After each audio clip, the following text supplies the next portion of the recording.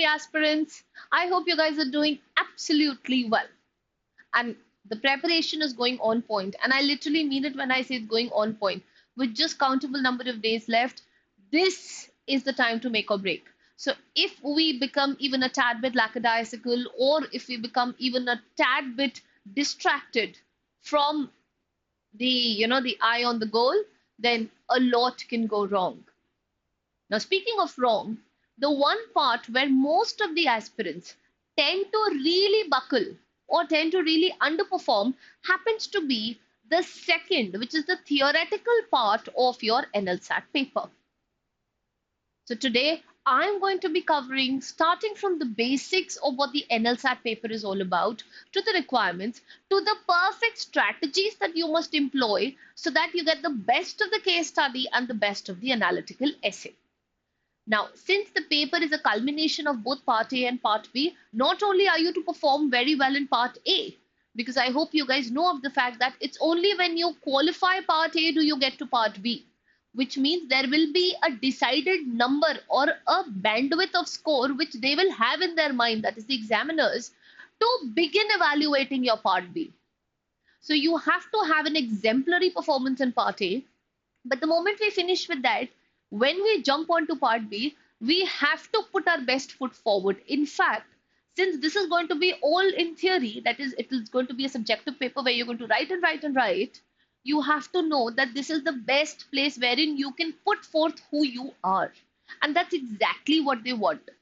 They don't want those proctored, tutored, a very well-defined, a copied version of somebody. They want you. They want raw. They want reality. And which is why the kind of conduct that we present of ourselves on the paper in the written format becomes very essential. Because from that, they are going to have a reflection of you, your personality, your thought process, and everything that defines you. So without any further ado, let us begin with this little, it's not going to be very lengthy, but it's going to be worth it, trust me, which is going to cover every tinsy bit of detail, every wee bit of detail that you need for your preparation for the Part B. So let's very quickly start with the masterclass, wherein we are going to be dealing with 5 case studies. We're going to be dealing with 1 essay.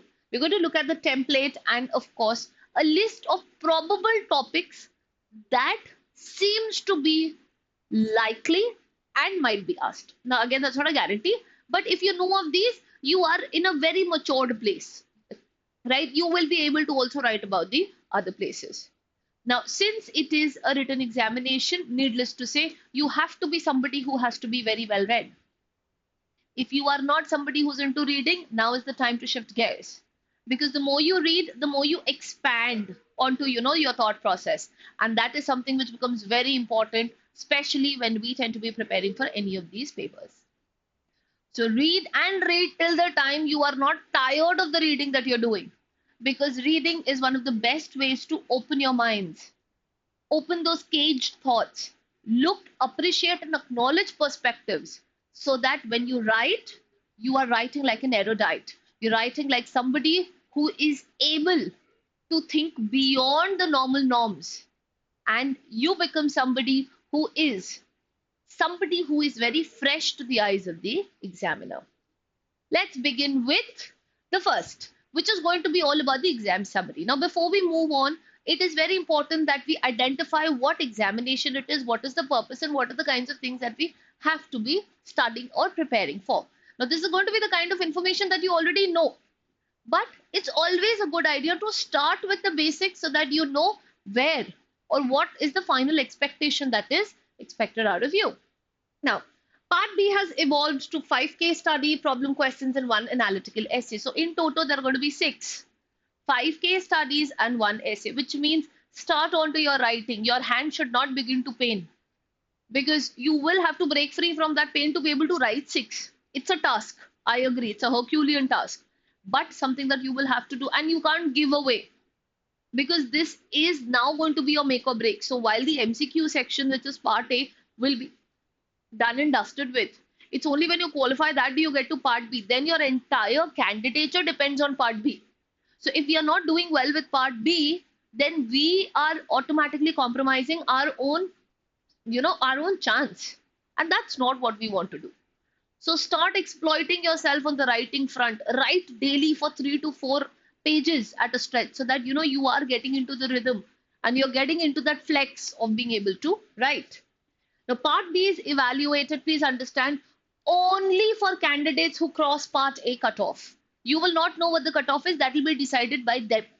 So, if you are not qualifying Part A, which means your performance has to be A grade, it has to be excellent in Part A, and then, of course, Part B opens its gates. Evaluation may be restricted. There is going to be a screening ratio that's going to be applied. So they will have the examiners will have their own hierarchy set. There are going to be some benchmarks. There are going to be some yardsticks of evaluation. And once you touch base with all of those, you automatically become. So any which ways, you have to do a good job. Do a phenomenal job there, in fact. Now, there is no negative marking in Part B. That's a relief, right? But word limits, the way you write, and the way you disintegrate, that is your organization, has marks to itself. So just like in school, we used to have a letter writing wherein 1 mark used to be for the format, one was for the salutation, one was for the body. It was like that. The division is such here as well. So we will have to make sure that our breakup is in such a way wherein we are able to secure and score both for all of the marks that we have. The case answer should be anywhere between 200 to 250 words, essays up to 500. That is something that's been understood from common guidance, right? What are going to be our marker values? They're going to be issue spotting. How well do we identify the issue? The focused application that we are going to be having, the clear rule statement that's going to be there, the reasoned conclusion, and of course the presentation at the end. That is the heading and all of the things that you've been able to bring down on the paper. So that is what is going to be it. The case study is going to be of 12 marks each. The analytical essay is going to be of 15 marks each. So all of this is what is going to ultimately make what we call your exam summary. So these are all the pointers that we have to keep in mind. Moving on to, let's take a deeper overview of what essentially the Part B tends to entail. Now, the structure is going to be such wherein there are going to be 5 case studies, problem questions, and 1 analytical essay, something that we just discussed. Typical mark split is going to be such wherein the 5 case studies are going to be for 12 marks each, and then you're going to have 15 marks for that 1 essay, in totality making it for 75 marks. The exam on the whole is going to be for 150 minutes, which is going to be 2.5 hours. The recommended time that you should be spending is anywhere around 10 to 12 minutes per case and about 20 to 25 minutes for the essay. It can be lesser, but it can also be, it cannot be more. It can be this, it can be lesser, but it cannot be more. Otherwise, it's going to affect the Part A and it's going to affect the paper at large. The evaluation, Part B scripts evaluated only for candidate clearing Part A threshold. So like I said, there's going to be a yardstick that's going to be set, and that is what you will have to qualify. What is the hidden intent? Why did they even come up with Part B? What should we keep in mind, or what is it that we understand is the expectation of them? Examiners don't just want answers, something that I just said. They want to see your thinking process. So they want to see the raw you, the real you. So they don't want to have a very flowery and a very decorated, a very ornamented answer. No, that's not what they want. They want to see what you think, what you are.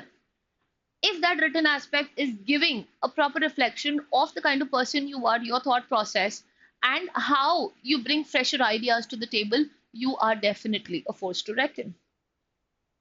Now, continuing on the Part B, what also Part B tends to be testing is our issue spotting. It tends to test the ability हम लोग कितने बेहतरीन तरीके से issue जो मुद्दा है उसको spot कर सकते हैं. Can you see conflicts, rights, and duties instantly? Do you have that knack? Do you have the hawk's eye to be able to check for all of this? They check your analysis. They see how well can you apply logic even if you don't know the law. Because law is all about prudency. Prudency is normal, reasonable behavior. So they might train you for the law later, but they want to know how reasonable a person you are. They want to see your balance. If you remember, one of the principles or one of the principles of natural justice is odi alterum partem. One must always weigh both sides of the story before deciding. The the symbol of the lady, the Nyayamurti, the lady that we have also has a blindfold. Why? Because it just goes to depict, or it goes to symbolize that the lady is never going to see the party and decide. It's always going to be fair and neutral. So they of course want to see your balance. How well do you see both sides of the story? Clarity under pressure. Short, crisp, persuasive writing. You're pressurized to finish it in those 150 minutes. How much clarity do you have? Are you really able to write everything in a short, crisp, and in a very persuasive manner or not? So all of these skills are put to test in one go. Everything together, right? And what is the psyche, or what is the examiner's psychology? What is he thinking? If your answer is messy but insightful, some marks lost, right? Now we know for a fact that for the person to be able to read, your writing has to be legible. So a very clean handwriting is very important, right? So if the handwriting is messy, obviously he's going to have to cram his eyes. He might not be able to understand a couple of words here and there, which is of course going to, agonize him. But if it is insightful, he understands the crux of what you're trying to write, because the meaning matters more than, of course, the handwriting at the end of the day. So you will lose some marks. If you write neat, very nicely, structured and logical, right? You're going to borderline candidates can jump 3 to 4 marks per case just for the clarity. But if everything is just the way it is required, the ideas are presentable, readable, describable, and taking the issue at hand just the way it is, you automatically get about 3 to 5 marks more than the other person. So yes, I didn't want to say this, but handwriting matters.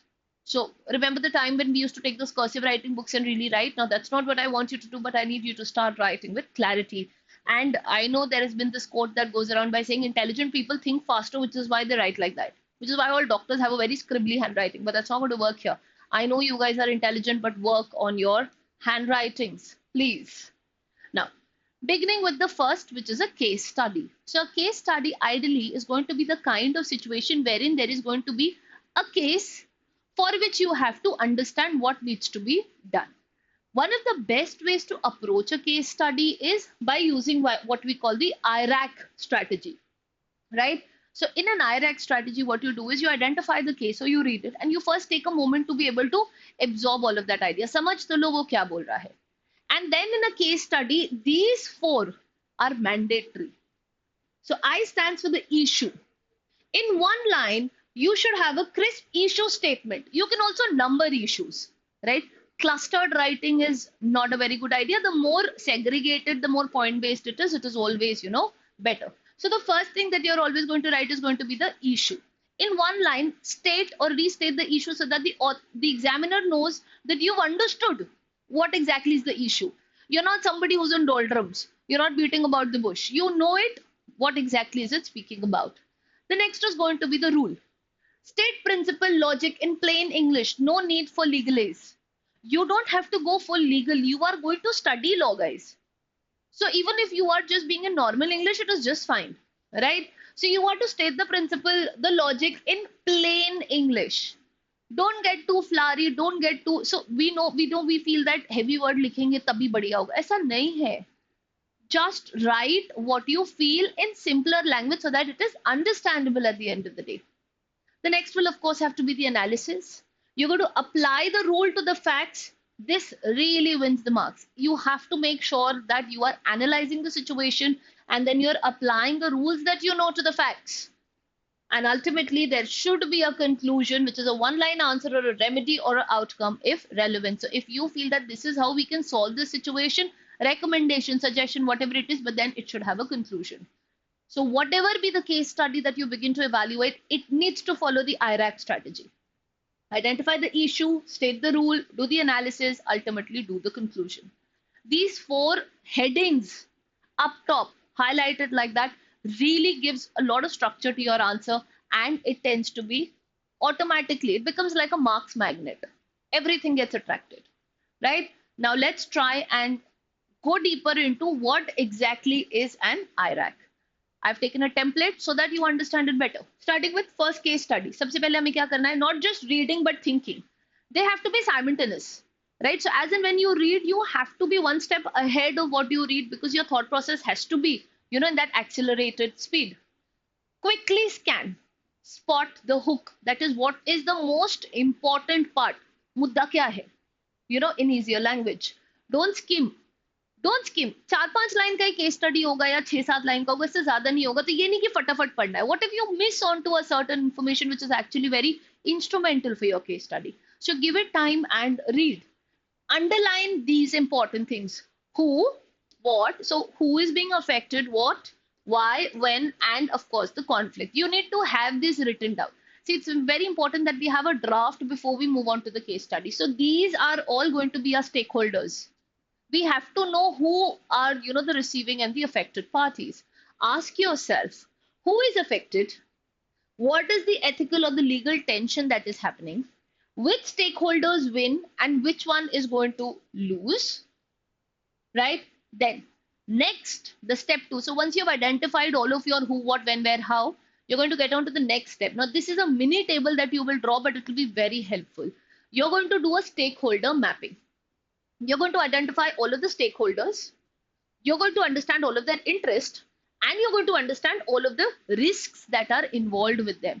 ताकि ऐसा ना हो कि एक जगह help करे तो दूसरी जगह ठप हो जाए सारा कुछ. Everybody has to be collectively engaging and of course, being on the good end of things.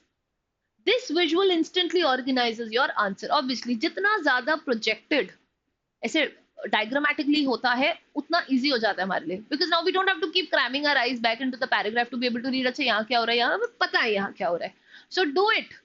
Have it laid out. It really helps big time. Some micro tips that can win marks in a case study. Let's begin. Underline fact bits that affect the rights and the duties. Assume the missing facts explicitly if needed. Assumptions karo. सीखा है अपने assumptions क्या होते हैं. Assume करो any of these. Underline the fact bits that affect the right and duty so that your eyes are not missing that information. Use numbering for multiple issues. बहुत effective होता है. Numbering करो ना उसको. Keep each mini paragraph focused. Right? Don't write those very lengthy paragraphs. Smaller. Point wise, bullet wise करोगे तो बढ़िया है. अगर आपको लॉ नहीं पता है, if it is unknown, use principle, common sense reasoning to justify it. Common sense को use करो. They will understand what you're trying to say. But do make a mention of it. State the assumptions. If you are assuming something, then state it that assuming this so that they know that this is an assumption that you're taking and this is not a misread of the information that has happened. Assuming X then to cover any sort of uncertainty. Score maximizing tricks. So these are the kinds of things that you can do to further have your answer being portrayed better. Scores कैसे बढ़ा सकते हैं हम लोग? Number each issue. Instant clarity, because वो खचपच से ज़्यादा organized हो जाता है. Explicit assumptions shows the examiner that you are deeply into the thought binding, right? So if you state the assumption, maybe the others wouldn't. Others will only stick to the information provided. You are going one step ahead. They will like this. Mini policy or solution, it earns you bonus points. So towards the end, if you become a little recommendative or you become a little suggestive, they like it. They're like, okay, you've done something out of the box. It's not those typical things, which has only restricted itself to the case study. Now, I have taken a prompt, an artificial situation for you to be able to know how should you be doing it. So, हमारा situation ये है कि a company introduces AI-based recruitment. The AI filters candidates but rejects certain minority groups at a higher rate. तो higher rate में minority को sideline कर रहा है. Some argue AI is efficient, others call it discriminatory. कुछ को लगता है कि AI बहुत ही efficient है, बाकी सब कहते हैं कि नहीं ये बहुत discriminatory. So this is like a tiny issue case study that we have.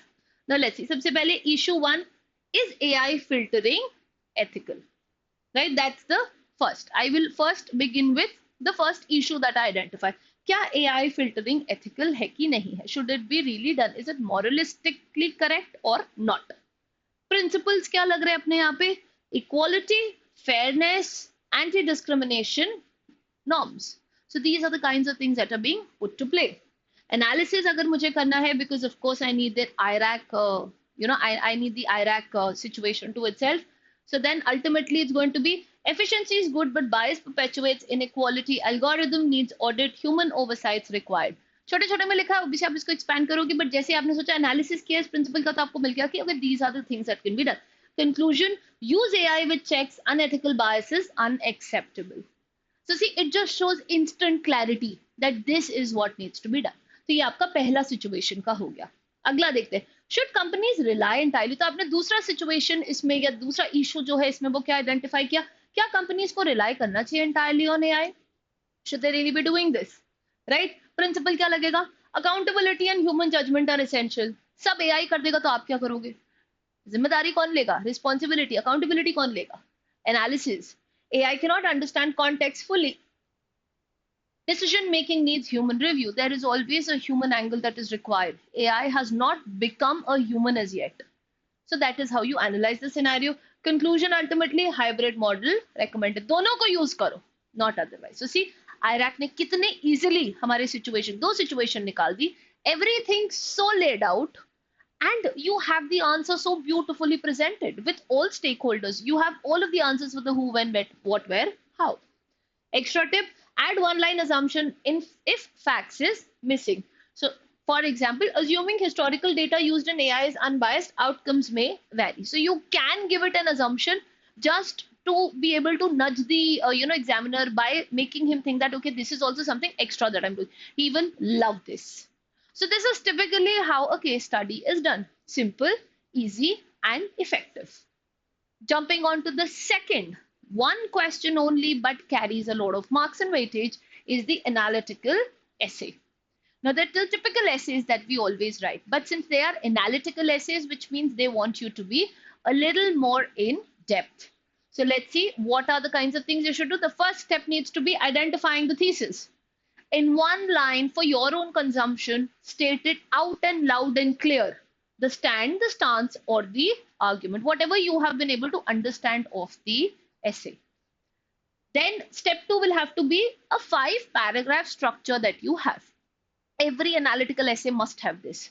The first paragraph is going to be the hook, the context, and the thesis. That is, it's going to be an introduction. Second में होगा first argument. ये आपका सबसे solid, सबसे strongest point होगा along with the reasoning. Second paragraph में होगा, third paragraph में होगा आपका सेकेंडरी पॉइंट, जो आपको लगता है इससे ज्यादा कम है बट ये भी अभी है, for the idea whatever it is, and use it with a real example. Here you don't give an example, here you give an example, right? You have to differentiate, वरना monotony हो जाएगी. फिर जो आपका fourth paragraph होगा वो होगा एक काउंटर आर्ग्यूमेंट, ये भी तो, because you have to always weigh both sides of the situation. So acknowledge opposing views and refute. Acknowledge them. But if you are too hell-bent on the first side, then don't be in denial. But acknowledge that yes, there could be some restrictions that might come which might affect. So do a detailed analysis of the counter argument as well. And ultimately, the fifth paragraph needs to be the conclusion where you restate the thesis and ultimately one punch line. The punch line is going to add all the tadka, all the masala, and it's sort of, that's going to be the one thing which is going to bind the idea together at the end. So this is typically what the essay writing should be all about. Now, I've also helped you understand and get better with the analytical essays using some advanced hacks. Mini bullets in body paragraph, clarity under time pressure. You can use mini bullets under the paragraph because it's analytical essay. See, essays don't have bullets, but it's an analytical essay. So maybe you could just do that. Policy principle combo, it impresses. If you know a policy, see, use data only when you're sure of it. Otherwise, don't. You can always give an approx figure or an approx estimation, whatever it is. But using a policy and then, of course, using a principle combo, perfect.